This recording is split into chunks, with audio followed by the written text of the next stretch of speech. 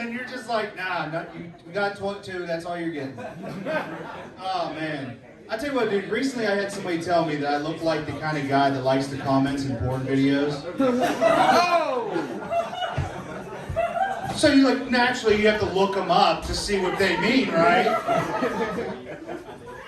Turns out there's some pretty cool dudes in it. They're actually just normal guys like everybody. They just watch a lot of porn.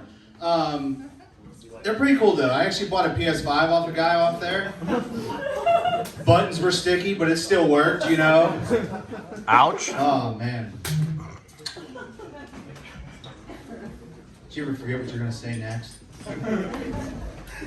Oh, man. So I'll tell you what, I had trouble sleeping, man.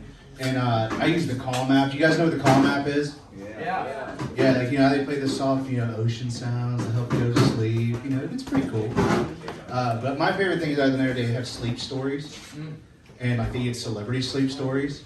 And it's really cool is they get the guy like who does Korg in the Thor movies to come on there. And he's like, so, have you had a rough day, buddy? And I'm going to read you a little story to help you go to sleep and forget all about your troubles. Which is cool. I mean, that one was cool on there. But my favorite one on there is Matthew McConaughey.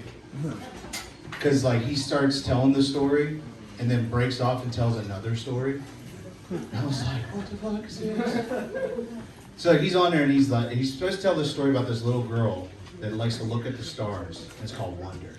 And then she wants to be an astronomer one day.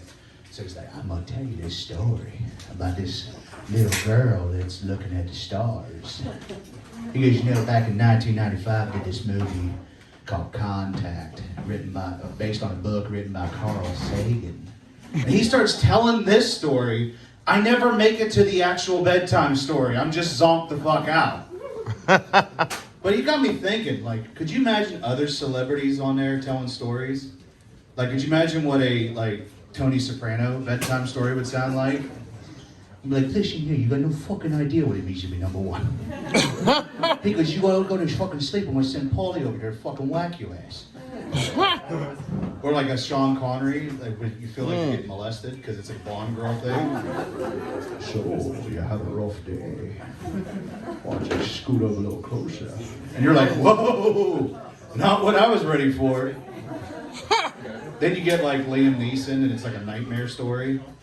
It just sounds like it's the Taken thing that, I don't know who you are, but I have a particular set of skills. Skills that make me a nightmare to men like you. Oh, man. I remember the other one. I know I don't look like the type, but I love going to Comic-Con. Yeah. Woo! I look like the kind of guy that should be yelling slurs at people going to Comic-Con, not the kind of guy that goes to Comic-Con. But it's cool, though. I mean, I got to meet a lot of cool people, but the weirdest interaction I had is I got to meet the legendary Gary Busey. Oh. Yeah, Predator 2, Lethal Weapon, Point Break. Woo. Yeah, Gary Busey. And I sit down next to him to take this picture with him, and I feel someone staring at me, and I look over and I just see this. You guys, you play football?